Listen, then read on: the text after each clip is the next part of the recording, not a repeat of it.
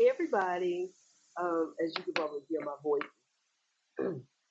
I couldn't even talk a couple years ago. Um, so my brother's been here for the holidays, which has been fun. He's still here. He went to go visit my sister. So I'll probably just see y'all for Love and Marriage until later tonight. But it was just one of the shows I've been watching. I don't review it. Um, is Ready to Love, New Orleans, and so they had the finale and part of the reunion last night. Um, so there's Ashley, Veronisha, Sharif, and Zadi. Okay. Now, I'm gonna tell you right fucking now. I don't understand how anybody could think they were doing this for any reason other than TV. And I'm just keeping it real. I don't care if Tamika, Nisha, whoever the love matchmaker is, the pretty light skinned girl. Um, y'all are all from places not New Orleans, DC, Atlanta, Houston, and Miami. Why would any of these relationships work? All of these expectations that y'all have, and I'm gonna tell you the person I liked the most, even when she was on like a regular season, was Ashley. Because I think Ashley is down to earth. I think she's funny. I think she's honest about who she is, and I think she's very clear by and large on what she wants and knows not to take it. And she doesn't come off as pretentious at all to me. Sharice, nobody's good enough for Sharice. I don't know why that tickles me, but it doesn't. It just does.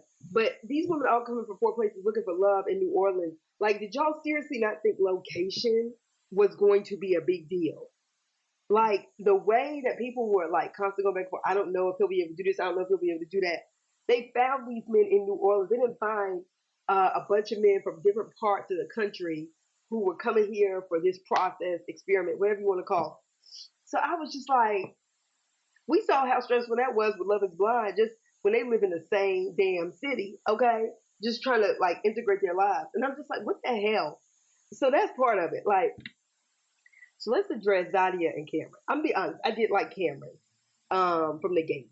Okay? Zadia, you definitely slept with him that that first night after meeting him, okay?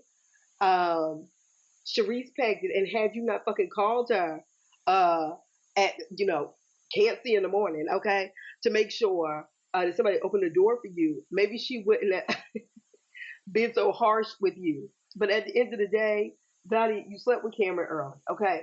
Cameron to me seemed like Zadia's match. They both seem to have like be very ambitious, understand working hard and goals, and then some kind of weird twist, which is kind of typical with men.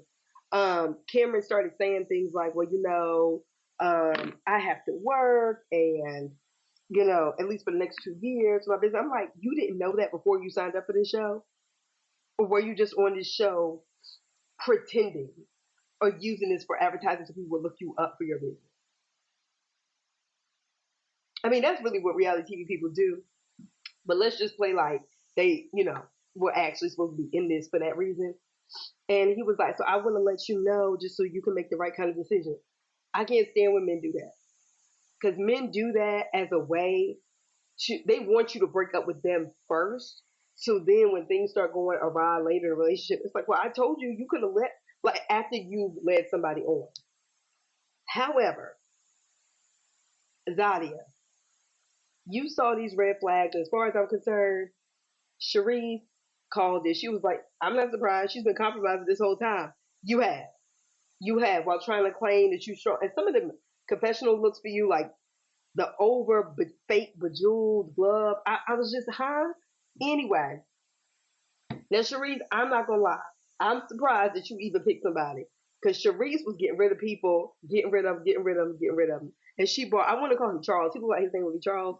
But the kind of nice, quiet black man or whatever. And I think he probably will try to make it work. Because honestly, I think Cherise needs that kind of man. Somebody that can, it's just kind of quiet, strong. It just, because she has a very strong personality. Um, so I was surprised she picked somebody. But I'm going to tell you really what moved me to even come away here. Now, Ashley decided she wanted to work it out with Donald. Um, The cute football player to me was gaslighting her. I don't give a shit. He was playing games. I don't know what he was looking for, but fuck him. Okay, but Donald. Donald to me just looks sus, and that's just me. That's just me. But I can see Ashley, and that's why I like Ashley because she wanted to grow up. She was like, "Look, I'm not saying we in a full blown relationship, but I took this time. I met somebody that I feel like I can work with. That was nice.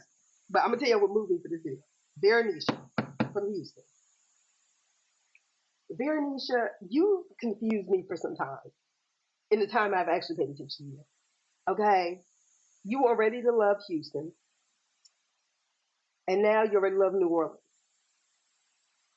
Tabari, the guy you got rid of at the end, I think Tabari really worked hard to show you that he was interested, that he liked you. He brought his mother to meet you.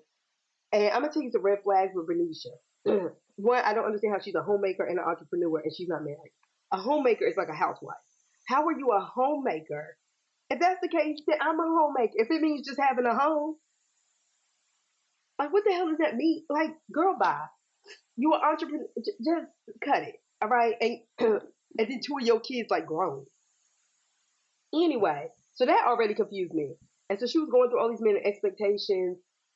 She meets Tabari. Tabari is somebody like he was doing like lab stuff or whatever. I mean, like he has a job and like he's driven. And I don't mean to say like, oh, he has a job, but he was kind of goofy and funny. And she was like, well, I need to see a serious side of you. Okay, so he tries to show her the serious side. Then she don't like that. He don't text her within X amount of time, and she got a problem with that. Then she got, and then she ends up letting him go. And then she was like, I thought he was gonna follow me to the door. He didn't even do that. Girl, you just embarrassed him on TV like that, and you were just like, I don't think this is gonna work. Well, hell, you knew he's been having time in Mississippi because he had a young child. He told you that from the gate. Like this is what I mean, and I actually like Tabari because I think Veronisha, and I don't like to say this about Black women because I know, especially when we've all worked hard, so many of us work hard just because we have no choice. And unlike white women, we don't get this kind of expectation that men are just going to come along and take care of us. Neither are we socialized that way or trained that way. And capitalism, quite frankly, isn't that gracious to us. But Veronisha, I don't know what the fuck you looking for. And this idea of perfection. I understood why you got rid of some of them, but I just also felt like the things you were criticizing Tabari for were fucked up. I just thought it was fucked up. And Veronisha, I'll give it to you. You wear your stuff well. You wear your fashions well. You are very pretty, but I just don't get you. I don't get how you're a homemaker entrepreneur. How you had this man going through the ringer. You mad about a text message. You do realize this man has a whole set of two businesses, job, stuff he does, and you kind of, for the most part, are in the house a lot in the city that you're not used to. So yeah, you probably do get bored and feel like he's ignoring you when he's going about his day to day. Like, Veronisha. Anyway, then we get to the reunion, right? Okay. I could tell Tamika, whatever her name is, the pretty woman that's the matchmaker. Because she is gorgeous, but I just don't remember her name. I want to say Tamika, but anyway, she was sitting there with this other Black woman who's also we've seen host a couple of reality show things. And it wasn't me, or at the beginning, can you tell those two didn't like each other? Something about the way her jawbone was, let me know. And I'm talking about Tamika, the matchmaker. Something about the way her jawbone was letting me know. We just had it out, and I'm trying to keep it together for TV, but I don't want her to start thinking I'm gonna be nice. Then they started talking about Zadia and all of them. Zadia, how she was out the house. Sharice was mad because you woke her up, and I'm gonna tell you right now, I am Sharice. Okay, I do not like to be woken up because of your adult irresponsibility. Locking yourself out the house. You asked me to come get it. I tried to keep your secret. And you don't even have the decency to say, you know what? I'm sorry I woke you up. Girl, thank you. Girl, I owe you one. Girl, let's go get a drink. It's on me. Thank you, thank you, thank you. Okay, Alexa. Oh, I got you. And and Sharice is still mad about it. Okay, and Zadia, everybody's just, kind of moving to kind of defend Zadia. And, Ashley's right in the sense that Ashley's like, take a breather. But I also feel like people feel very comfortable being mean to Sharice because you could tell Sharice is somebody who's been pretty her whole life.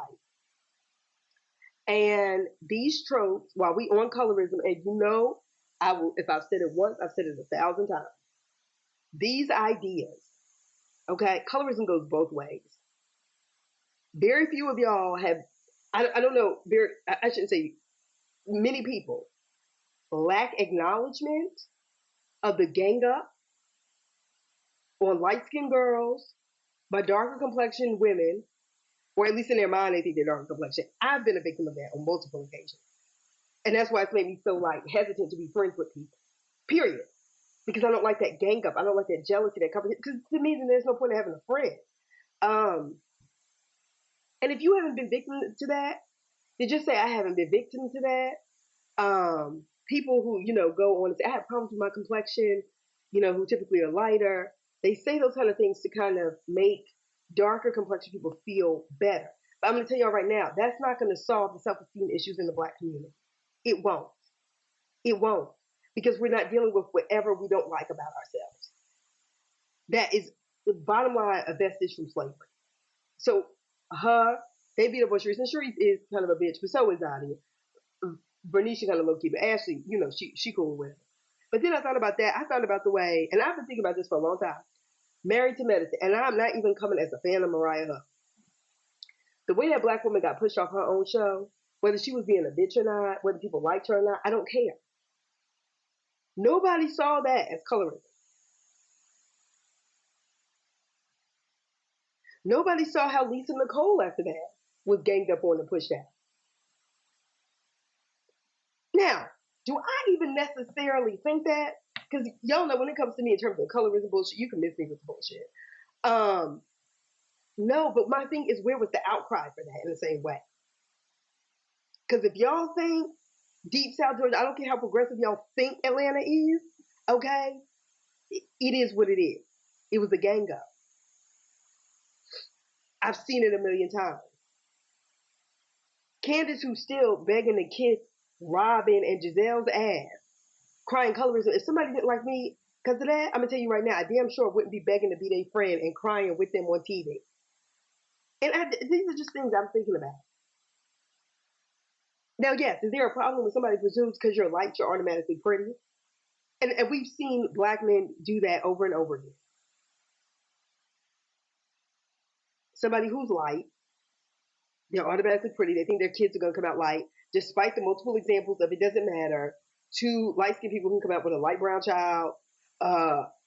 Because your families don't look like that. Like, I don't know where people come from with all this bullshit. But I thought about that. These gang ups that don't get called out the same way. And I got a problem with that. And I think it bothers me because I've just been a victim of that so many times. And for so many years, I just took it and took it and took it. And then I got to a point, maybe like early 20s, and I just said, fuck everybody. I don't owe it to you. I can't help my complexion anymore than you do, and I'm very proud to be Black. And you don't get to decide for me what my place is in this community. Because I don't get to stop being Black. Ever. And white people damn sure don't treat me no different. Okay? Check any Black woman USA promotions and not. Okay? So anyway, so that was just some of my thoughts. If y'all are offended or bothered, it is what it is. If you have a legitimate critique, question, put it down in the comments. If you agree, disagree, have thought, put it down in the comments. Be respectful. I don't mind having a conversation about this because I know it's real. The colorism is real. But I know it also goes both ways. And so we see it kind of play out on these shows. And I want people to quit acting like light-skinned Black people and dark-skinned Black people are all Black people.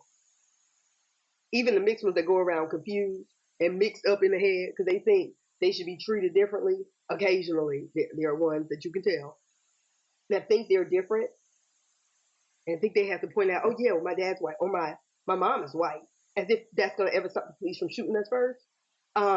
Miss me. That's why I'm coming with. These are just my thoughts for the moment. My brother will be back soon. But anyway, I'll see y'all for Love and Marriage. Bye.